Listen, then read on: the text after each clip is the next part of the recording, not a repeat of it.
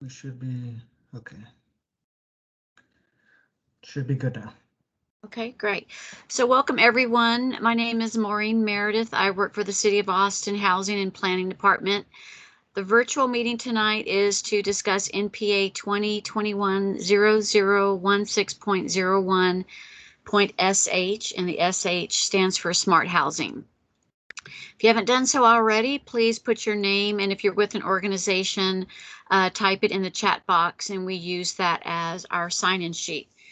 If you haven't done so already, also if you could mute your microphone if you are joining in by phone, and or turn off your video and microphone if you are online to help save bandwidth. So how to participate today. The speech bubble in the menu bar at the bottom of your screen, or it could be the top, will open the chat box where you can type your questions in at any time. We ask if you could please limit general comments until the end of the Q&A session. We like to make the first part of the meeting when people type in just the questions so we can make sure we don't miss any. If there ends up being a lot of comments mixed in with the questions, we don't want to miss the questions. So after the presentations, you can click on your raise hand icon to be called on to speak. If you're by phone, if you can just let us know that you have a question, we can get you in the queue as well. So as you know, this property is within the Govalle Johnston Terrace neighborhood planning area within the Johnston Terrace side of the plan. As I said, my name is Maureen Meredith. I do all the plan amendment cases in the city, and Jesse Gutierrez is here. He's going to be helping with the Q&A part. Jesse, I don't know if you want to introduce yourself, and then we'll go into the applicant and their agents introducing themselves as well. Sure. Good evening, everyone. I'm here to help, Jesse Gutierrez.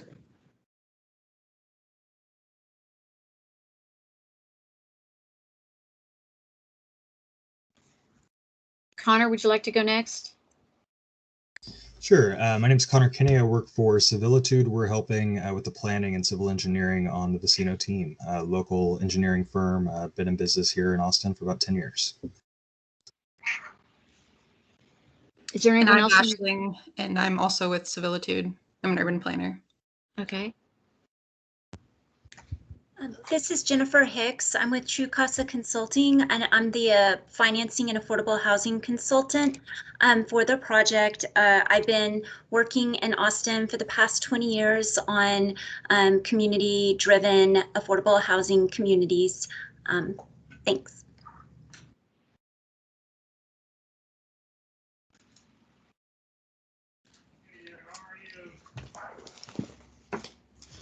Okay, I'm Mark Rogers. I'm with the Guadalupe Neighborhood Development Corporation. We're a partner in the project with Vecino Group. We're doing a home ownership piece with 26 units. GNDC has been, or it's a 501c3 nonprofit that's been around since 1981, providing affordable rental and ownership housing to the East Austin community.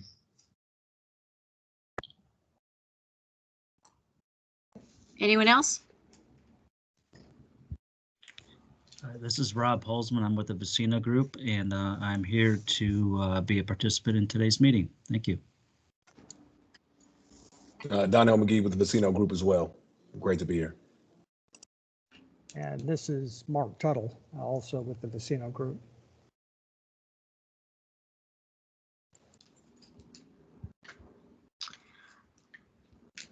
Okay, we'll go ahead and move on to the next slide. So here is my contact information. The zoning case manager is Heather Chafin.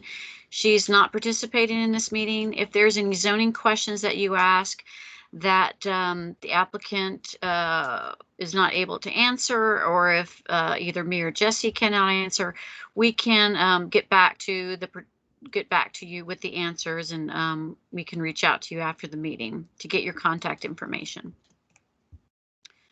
So the agenda tonight, we'll go over in a little bit more detail the case information, guidelines for group discussion, how to participate in the process, why is there a plan amendment application, what is a future land use map.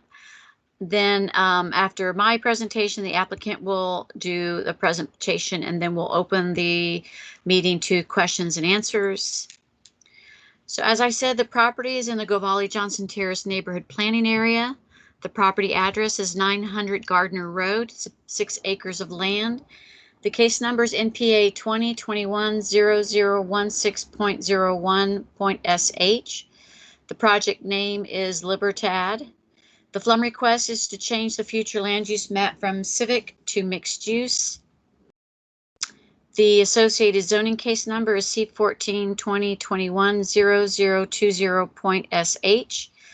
The request is to change the zoning from P public neighborhood plan to community commercial mixed use neighborhood plan for multifamily apartments. The property owner applicant is Austin Housing Finance Corp. Rosie Truelove is the treasurer. And as you met, the agent is Connor Kinney from Civilitude. Guidelines for the group discussion. As you know, due to the need for social distancing, in-person questions and comments have been moved to this online format for the Neighborhood Plan Amendment community meetings. Everyone will be allowed to speak. We ask that you listen respectfully and actively, criticize ideas, not individuals, comment to learning and not debating, avoid blame, speculation, inflammatory language, avoid assumptions about others, especially based on their perceived social group, and staff deserves the right to delete offensive language and remove offenders from the meeting. Even though we have this slide, we have not had any problems at our community meetings thus far. So please feel free to type your questions into the chat box at any time during this meeting. Please postpone general comments during the Q&A session. After staff and applicant presentations, if you would like to speak, please raise your hand by clicking on the hand symbol on the menu bar. Telephone participants will be able to speak during the Q&A session of the meeting as well. Just let us know if you're interested in speaking and we'll put you in the queue. Attendees will be muted upon arrival and through the staff and applicant presentations. Then staff will open the floor to questions and answers in the chat or by attendees raising their hands to speak. Similar questions may be grouped together and answered together. Please mute your microphone when you're not speaking for the sake of sound quality and clarity of conversation. If you're having connection issues, turn off your video until called upon to ask a question. How to participate. If you have any questions after this meeting, you can email them to me and or Heather and either the applicant, and we'll make sure that they're answered and made available within 5 business days. And they'll be posted to this website, speakupaustin.org/MPA. And this recorded meeting will be also posted at the website. You can email or call the case managers with any questions or comments. Written comments will be added to staff case reports that go before Planning Commission and City Council. If you receive this community meeting notice, that means you live within 500 feet of the property. And when the cases are scheduled for Planning Commission and City Council, you'll get that notice in the mail, and it will have instructions on how to participate in the meetings. So why do we have a plan amendment application? Neighborhood plans are adopted by the City Council as amendments to the Imagine Austin Comprehensive Plan. City Charter requires zoning changes to be consistent with the comprehensive plan. Most neighborhood plan amendments are amendments to the plan's future land use map, and most neighborhood plan amendment applications have an associated zoning application. So this map shows areas in blue that have City Council approved neighborhood plans, most of which have a map that is called a future land use map, and it looks like this. And these colors represent broad land uses. For example, in this case, the current land use is civic, and the proposed land use is mixed use, which would change, if approved, to the brown color that you can see on the map. With these broad land uses, you can see on this chart on the far right is the colors that represent the broad land uses. The next column to the left are the typical zoning districts that you can find or are considered consistent with those broad land uses. For example, with the current zoning of P public on the property, that is consistent with the blue civic land use. With the proposed zoning of community commercial mixed use, the land use that is consistent with that zoning is brown, which is the mixed use land use. So this is a map from the city's property profile, which shows the property. It's about 6 acres of land. You can see it's undeveloped. You can see Gardner Road to the right. And let's see, the next map is just from Google Map. It shows the property and some of the surrounding uses. You can see to the north, Cobra Studios. To the east, Whole Foods Market Distribution Center. To the south, let's see, some flooring. Also to the south, the Austin Animal Center and Austin Office of Vital Records and other surrounding uses. This is again Google Map view of the property. This is Gardner Road, and there's the property you can see on the other side. And that is the Whole Foods Distribution Center across the street to the east. That's a view south on Gardner Road, a view north on Gardner Road. And this is the Cobra Studios just to the north of the property. And to the south, these are the city property with the uses that I had described earlier. This is an aerial photo overlaid with the city's future land use map. You can see some single family to the north. That light orange is the multifamily zoning. The purple is industry. To the south is the civic, and to the west is the mixed use land use. Here's the zoning map that shows the surrounding zonings. You can see these SF3 and the multifamily 2 to the north, limited industrial to the east, the P public to the south, and the general commercial service mixed use to the west. This map shows the property as it relates to the Imagine Austin Comprehensive Plans Growth Concept Map, and all overlaid with the Capital Metro bus routes and the urban trails. So you can see the bus routes near the property, and you can see the property is to the east of the Springdale Station Activity Center, and Airport Boulevard is designated as a commercial corridor.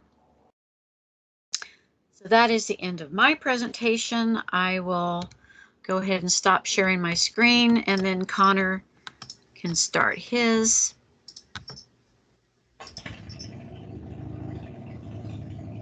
Great. Are you all seeing this? Yes. And whoever has a truck roughly idling might want to. That's great. Okay. I think it's Calais is. You might be our only neighborhood guest there, but this is being recorded, so. If Calais, you can hold your questions till the end. We'll have all the time in the world for that. This was being recorded. It will be posted, and of course, we are available to talk to anybody in the neighborhood, contact team, or around before the Planning Commission hearing and the City Council hearing. So. This is the proposal, and because we thought that a lot of people weren't very familiar, we want to just review the highlights of the actual proposal, and we also want to discuss a change that has been made for the proposed zoning for this proposal. I want to emphasize that almost nothing has changed about the actual underlying proposal. We just kind of discovered that there was this mixed use zoning that would work better with the drainage plans and the way that we were dividing up the property.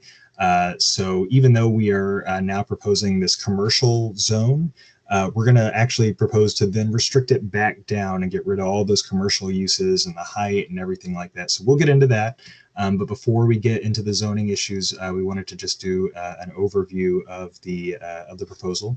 So at this point, I will keep sharing, but if the Jennifer or the Vecino team, y'all want to step in and talk a little bit about the project overview, and then we'll hear from Mark Rogers with the Guadalupe Neighborhood Development Corporation. Great. Can everyone hear me? Yes. Great. Hi, I'm Jennifer Hicks, and as Connor mentioned, I'm the financing consultant for the project, and I worked on the RFP for this project with the Vecino Group, GNDC, and Civilitude. I wanted to just provide a little context and origin of the project for those who might not be familiar. Maureen provided some great maps of where the property is and the location, so we can probably skip over this first slide and go to the next slide. Yep, and there's an outline of the site. I wanted to mention that this site is 6 acres and approximately 4 acres of the site will be the multifamily residential, and then the other 2 acres will be the home ownership site that's being developed in partnership with GNDC. So that will make up the full 6 acres. We can skip to the next slide. So this project was born out of an public RFP.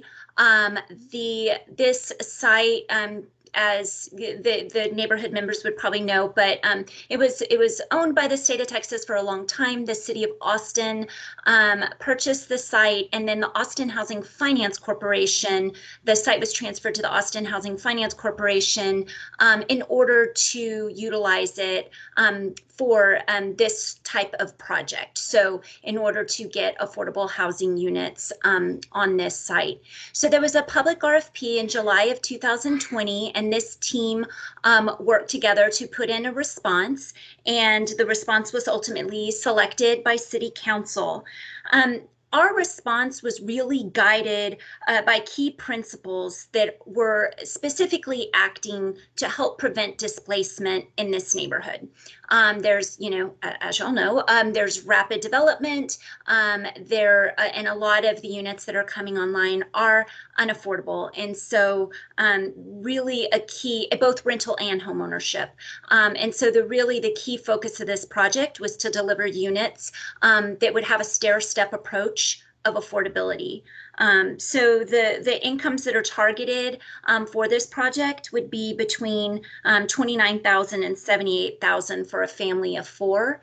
And this provides deep affordability, but then also stair steps to affordability that would then allow for the transition to home ownership.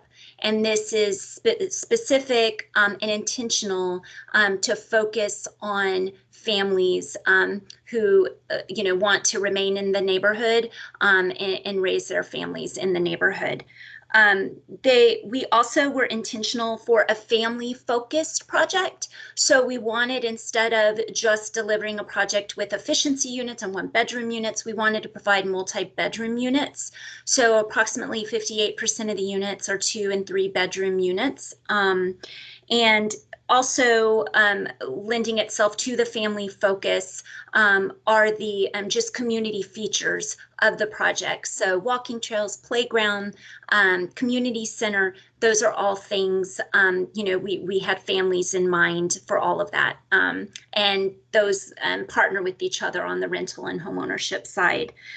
There's also a supportive service component. So we are working with grassroots nonprofits in Austin, such as Any Baby Can, Communities in Schools, Caritas of Austin, and Creative Action to really help bolster the work that's going on with the neighborhood schools and just help the children that are attending these schools achieve academic excellence and have that support where they live. And then, we really wanted to look at what the neighborhood had desired for this tract. And so in putting together this RFP, that response, it really was trying to listen to what the neighborhood had desired for this tract. And we even put out a survey to the contact team to just ask questions about affordability, number of units, height, all that good stuff. So with that, I will turn it over to Vecino, who will be able to talk more about the actual design and the intention with that. Thank you, Jennifer. My name is Mark Tuttle. I'm with Vecino Group, and we are devoted to development for the greater good. We're pleased to be here with you, the neighborhood, with the city of Austin, and with our local partners who believe so much like we do, that it's really about making a difference. It's all about the neighborhood start to finish.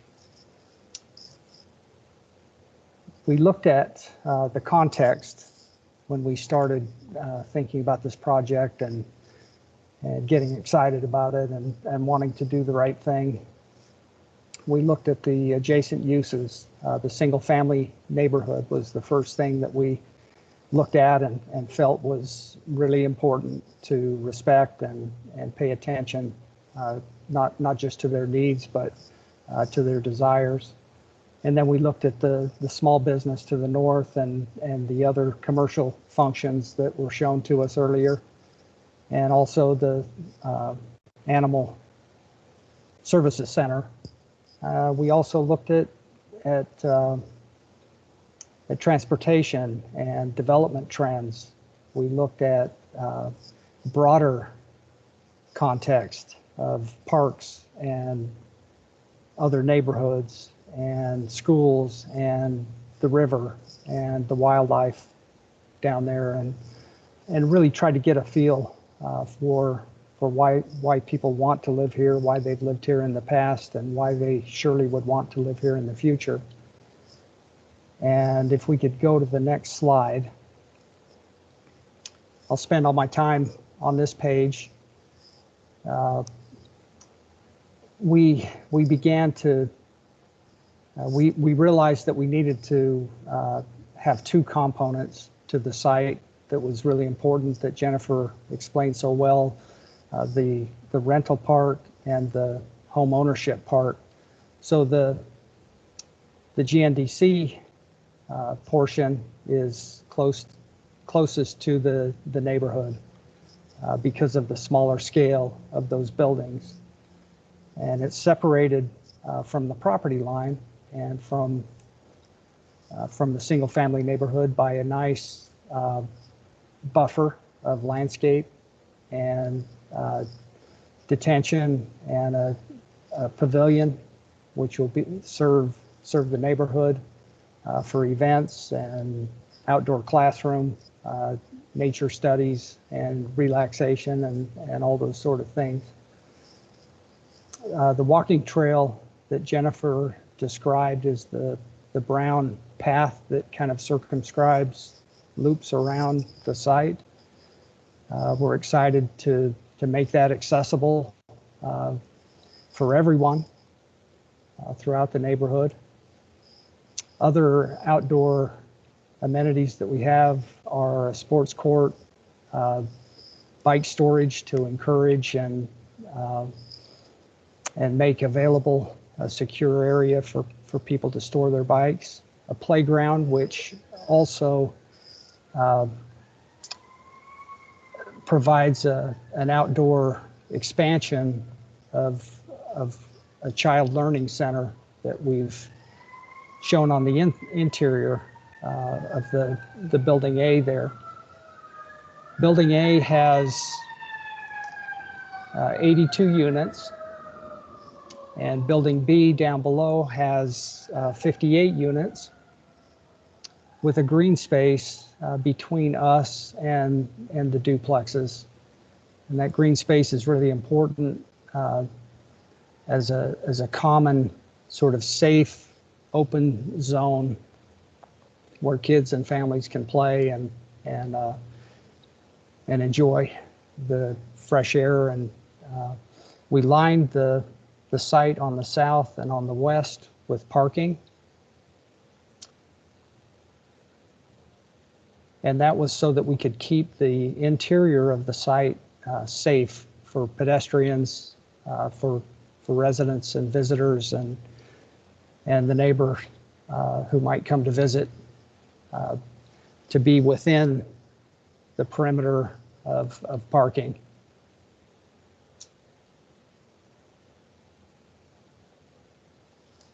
Something that we recognized is that as our program to try to provide as much as much affordable housing as possible, nudged us closer to the north property line. We decided that we would sacrifice a couple of units and step the building down to 3 stories at the north end. And then as you go on south, where you see the blue portion of the plan there, the building steps up to 4 stories, which is going to be, means the top of the building will be at about 46 feet. And I think the proposed zoning height restriction that Connor is going to suggest is 60 feet. So we're well below that, and we feel like it's in scale and really provides kind of almost like a link. It's a nice campus that provides a buffer really between the single family residences and what might come in the future. There is 144,000 plus some change gross square feet between the 2 buildings. The apartments within the buildings are open and very livable for families.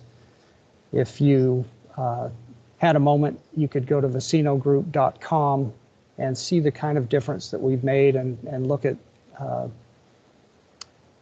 some of the interior of our spaces, both the common areas and the individual living units. The landscaping is kind of vague in this concept plan, but it'll bring these buildings together by being the common open space, linking gathering spaces, gathering places, people places, and will provide a splash of color at the entrances and everywhere that people meet. It's all about the neighborhood where families and individuals live and gather and play and rest well. So thank you very much. Great. And so Vecino is the developer, the builder for this portion of the property.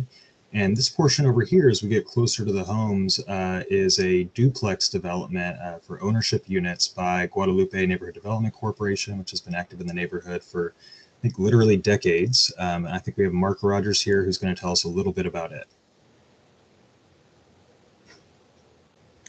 Yeah, this is Mark Rogers with GNDC.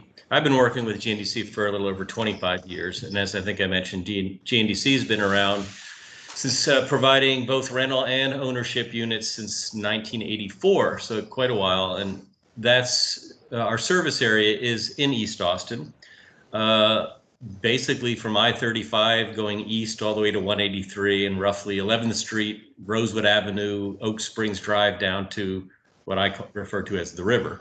So this is in our area. We have always prioritized applicants who have ties to our service area, basically 78702, 78721 zip code areas. We have currently about close to 900 applications on hand of people waiting for affordable rental housing. We serve everyone from folks who are homeless to folks that are at the upper end of low to moderate income, which is 80% of the median income. Predominantly in recent years, our rental housing goes to folks that are below 50% and 60% MFI and also 30% MFI. With our ownership, which is what we're going to be doing here, we've produced dozens of units, probably close to about 80 home ownership units over the years, maybe more. We've got projects in the area. The same prioritization policy applies there. We look for folks who have been living in the neighborhood or have family that's been in the service area, East Austin, for 25 years or more. That's generally who we find and sell homes to. As well as our tenants, people who have been our tenants for a while, who have moved on to where their credit is good and they're able to afford to purchase a home. I don't know if you have any imagery, but Vecino Group has been helping with the conceptual designs, as Jennifer and Mark and Connor mentioned, sort of a duplex type of housing unit, side-by-side units. They are 3-bedroom, 2.5 bath with what I call sort of a flex room, so potentially a 4-bedroom home, but that flex room could be a study, an office, a play area for the kids, a place for the kids to do their homework, whatever. Or it could be, as I mentioned, another bedroom. So sizable units, as everybody's mentioned, Vecino Group and Jennifer and so on. It's geared towards families. That's who we generally want to serve. We were the first organization in Texas to do a community land trust home. That was in 2012. And we'll do a land trust type of model here where it's in order to keep the property taxes low and maintain them at a low level so people don't get taxed out after they purchase the home. GNDC would lease the land to those homeowners. For what we've done so far for the past 9 years is $25 a month.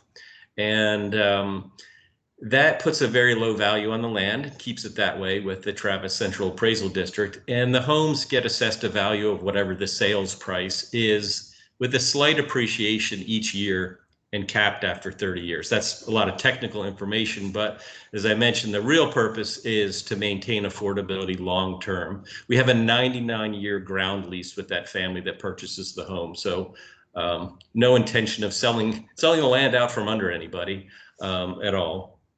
And we've got a waiting list of about 100, a little over 100 applicants whose credit was close enough to being what we need in order for them to secure a mortgage.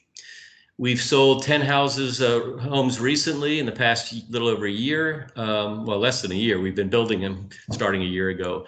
And they've ranged from $125,000 sales price for a 3-bedroom, 2.5 bath home to $225,000. Serving our lowest income household with the lowest income was at 36% of the median family income, rather remarkable. And then our highest income was right in the 70 to 80 percentile. So we do serve, our goal here would be to serve that range of income levels, generally 50% median family income up to 80%. And as part of a land trust, we always do at least 25% of the units at below 60% median family income. So I should mention, because it has been mentioned, that Vecino Group will have access to our wait list for the rental units, and we have approximately 900 folks on that list. So those people with ties to East Austin will have sort of a first shot at getting into the units here if they meet all the eligibility requirements and so on to get into the units here at Gardner. So I think that covers it. Most other things were covered by other folks. So. Okay, great. So we will get to questions in just a minute here, but I wanted to review. So I want to emphasize that and really just, cards on the table. When this group came together and was going to submit a proposal for this RFP, we wanted to win this thing. And so we thought, what can we do to make this a proposal that is welcomed by the community, welcomed by the neighborhood? So the first thing that we did is we went and looked at the neighborhood plan and said, okay, what is called for on this property? It said, we want affordable housing, mixed use is fine, but we want to make sure that there's some compatibility with the existing single family homes and then some of the condos there. So you don't have a multifamily building kind of looming over you. We said, great. And so we put together exactly that. And when we submitted our proposal to the city, we said, we anticipate that we'll use a multifamily zoning here since it's a multifamily project. Since then, as we started, you can see that, we're going to subdivide the land so that GNDC will be able to put part of it in the community land trust. The other portion of it is actually going back to the city to make sure that these folks aren't burdened with property taxes.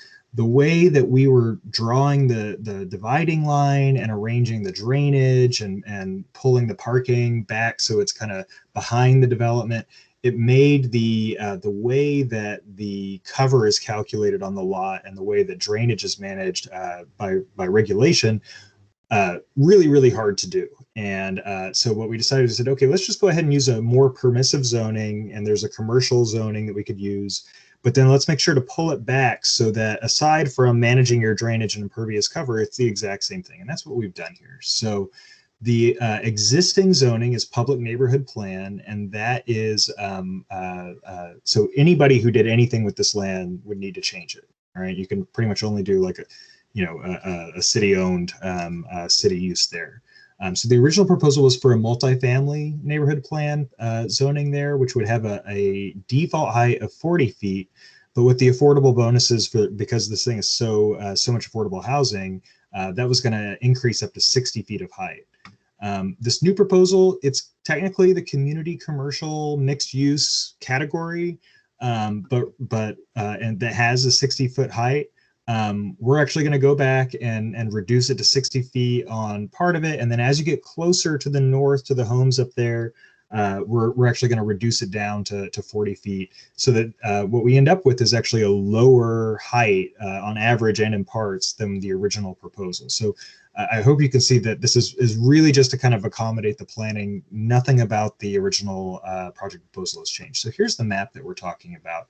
So this is the GNDC area with the duplexes over here to the right. I don't know if y'all can see my cursor as well as the document. Yes. Okay, great. So this is the GNDC part here. You have, and this is 2 stories, by the way. 40 feet is well exceeding it. These things are probably going to come in at about 30. The 60 foot of base zoning, as you heard from Vecino, current plan has it at about 46.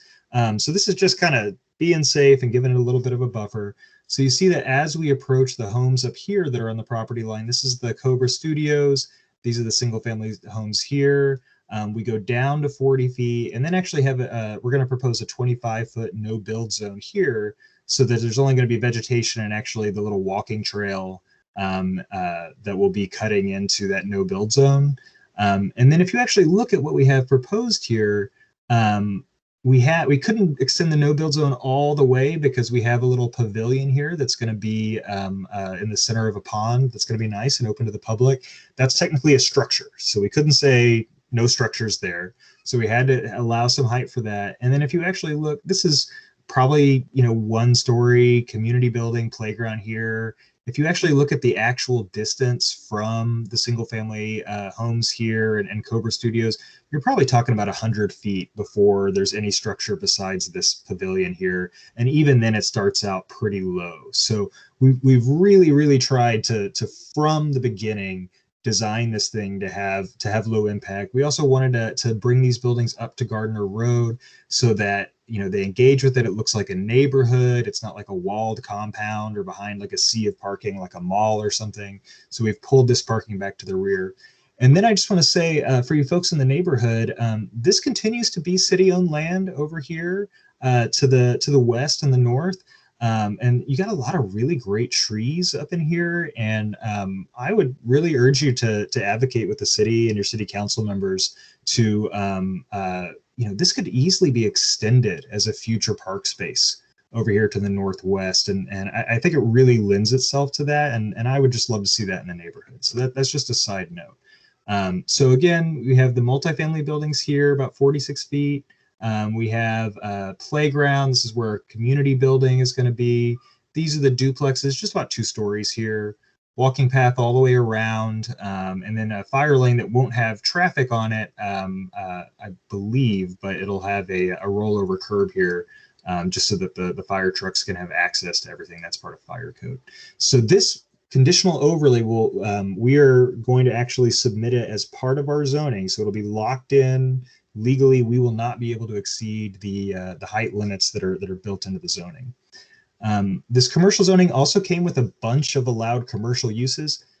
We have no plans to do any commercial uses here. So these are all the uses that we've X'd out. And you can see we've X'd all of them out, except we thought that maybe a future art gallery or art workshop might be something that people might actually want. And so maybe we should leave that possibility open. It's really up to y'all. It's up to community feedback. We'll accept it. We don't have this in current plans, but we thought it could be nice. But, things like, food sales, entertainment, car sales, software development, offices, all of that is going to be removed in the conditional overlay that we're going to be supporting because it's not what we're planning to do here. Similarly, there's a couple of new civic uses in that GR zoning, basically hospital and local utility. We don't need those, so just for simplicity, we're offering to just these 3 new uses that you get with GR that aren't allowed under multifamily zoning. We'll just offer to remove them. And then technically this zoning and multifamily zoning allows a big cell phone tower. We don't need to put a cell phone tower on the lot. So just to kind of reassure folks about what's going on here, we're offering to X that out of the allowed uses as well. So, so again, what you saw in the notice and what you'll see in front of Planning Commission and City Council is a community commercial. That's not what we're doing here. And it's going to be built into the zoning proposal to reduce the height down, to taper it down to the existing homes, and to remove all those commercial uses. It's really just for the purposes of planning the parking and enabling us to pull the parking back here, and then enabling us to put this pond here for water drainage that will serve for the whole development across the property lines. So that is what is being sent to the Planning Commission, City Council for approval. City Council has already accepted the proposal for the actual development. So we're just going through the implementing steps here. And at this point, myself or GNDC or Vecino, we're happy to answer any questions that y'all might have now. And then I'll also drop my contact information into the chat, and I'm available, if anyone would like to talk.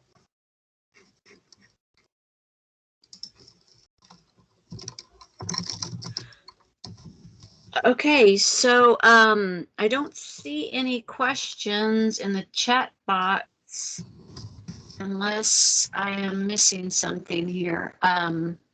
Anybody like to ask any questions?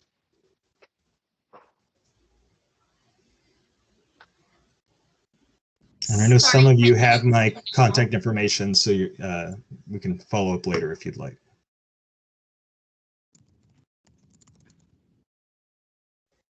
Go ahead. Whoever was somebody going to ask a question? Go ahead and start. Yes, I actually just put it in the chat, but I can read them aloud if that's okay. Sure. So you said that City Council has already approved this plan. When will they vote on any final decisions? Sure. So the City Council has already voted to accept the proposal because this is city land, right? That was the request for proposals. So the project as use of this city land has already been voted on and accepted by City Council. However, because it's zone public, a zoning change also needs to happen. And that will first go to the Planning Commission here pretty shortly. Maureen, I'm sorry, I'm juggling a bunch of cases. I'm trying to remember when we have this planned for PC. We haven't scheduled this case for PC, if I can remember correctly. Okay. I think we were hoping for maybe a May Planning Commission meeting, and then probably going to City Council, June, July would be optimistic. And so what we'll actually ask the Planning Commission to approve in terms of the conditional overlay is the zoning change along with the conditional overlay. And in response to the question about where the future homes will be built, the yellow on your screen here is the rental homes. And this blank green area is where the ownership homes will be. And then this is trail, pond, pavilion, landscaping. That's kind of this buffer in between it and the existing homes. Technically the conditional overlay is on the whole property, but it's just going to be restricting the height here. So this is the ownership in green, and this is the rental in yellow. Okay. Any other questions? Do any of the people within the 500 feet range, do we get any sort of a community say or vote on the zoning change? Right. So there is in Austin, we have these thing called neighborhood plan contact teams, which are drawing on the verbiage. It's kind of the body that's local there. It's volunteers that serve as kind of an intermediary between the city and the community. So it's the Johnston Terrace Govalle contact team is your contact team. Daniel Yanez is the chair there. He's a great guy. So you can talk to them, and they will submit a letter to Planning Commission or City Council indicating if they oppose or support the zoning and any changes that might be requested. And that is something that goes into the record, and the contact team, the Planning Commission and the City Council, they get it in their backup. It's submitted to them. As well, I'd say, I used to serve on the Planning Commission. All the Planning Commissioners' emails are public. They read all those emails. So if you have comments or you want to get together with people, those comments can also be submitted as a group to them and to the City Council. And this is Maureen. What Connor said is absolutely correct. And in addition to that is the zoning petition that property owners within 200 feet, if they sign and it becomes valid, and it takes a super majority of City Council to approve. If you want to reach out to me, I can send you that link, and you would talk to Heather Chafin about the valid zoning petition process. Perfect, thank you. Another question that I had is, because the land is owned by AHFC, is the only option for this lot ever, is it only ever going to be multifamily or low-income housing? So that was the requirement for the RFP, right? Like the city council voted and said, we are only interested in getting proposals for affordable housing here. I will note that low-income housing is actually like a technical term. Austin incomes have been going up so much that the upper end of the affordable housing and the ownership is actually $80,000 family income for a family of four. And going down, at the very low end of the rental housing, you're talking about maybe $30,000. And so the range is, 30, 40, 50. There's a lot of stuff in the $60,000 income range, going up to 80. So it's not what you might traditionally think of as a public project. It's much more of a mixed income development that frankly reflects the income distribution that was here in the surrounding neighborhood probably just like 5 years ago. Okay, thank you. I have one more quick question, if that's okay. I don't want to commandeer the whole meeting, though. It's fine, go ahead. The pond, is that a negotiable? My concern is that ponds bring mosquitoes, and this area already has a lot of mosquito issues, so standing water is a concern. Yeah, Nat, are you still on the line? You want to take that one? I think I may have lost him. It is absolutely a concern. What we have found, or I don't know if the Vecino team wants to take it, but I mean,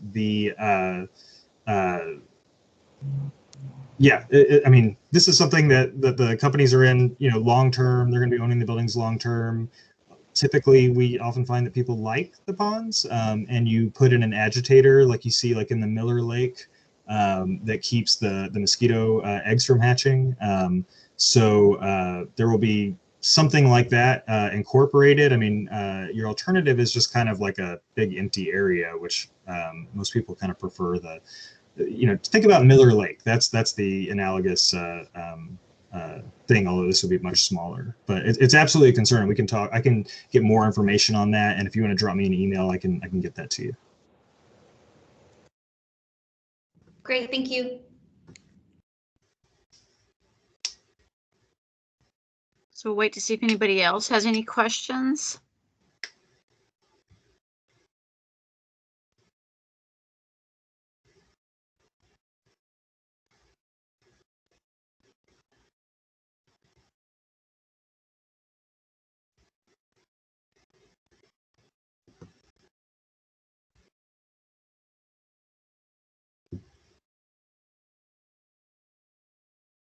Well, so if there's no more questions, we can go ahead and end the meeting.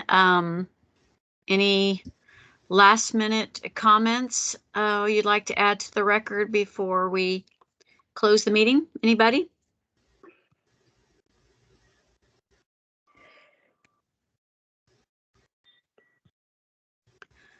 Okay, so seeing none, we'll go ahead and end the meeting. And hope everybody can enjoy the rest of their evening. I'll stay online in case anybody has any last minute comments, but for those of you who want to go ahead and leave, go ahead and leave the meeting, and I'll stay on a little longer. I kind of have a question. Can you hear me? Sure. Okay, so my name is Madeline Gaspard. I am a owner at the Cobra Studios. Assuming all of this goes through the process of going to the Planning Commission and then, you know, getting City Council approval June, July, the timeline going along that line, when would construction start and how long will it take? I don't have that right at my fingertips. If one of the Vecino folks want to jump in here, or Jen. Sure, this is Jen Hicks. So we would be likely looking at July start of construction. So July 2022 start of construction. There's a lead time on the financing. So construction would start June, July of 2022. June, July of 2022? That's Okay. correct. Yep. Okay. And it take about how long do you think to finish? Vecino can correct me, but I would expect for a project like this, it would be 14 to 16 months. Okay. Thank you. Of course.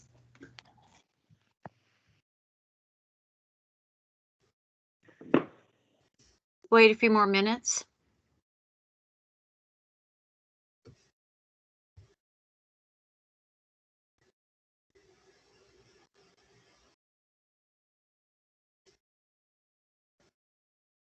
Okay.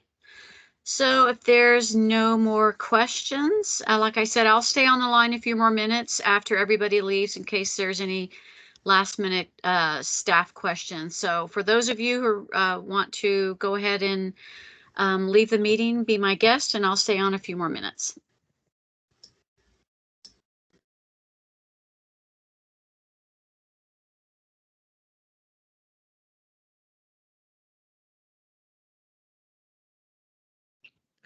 I'll stop recording, Maureen. Okay, thank you.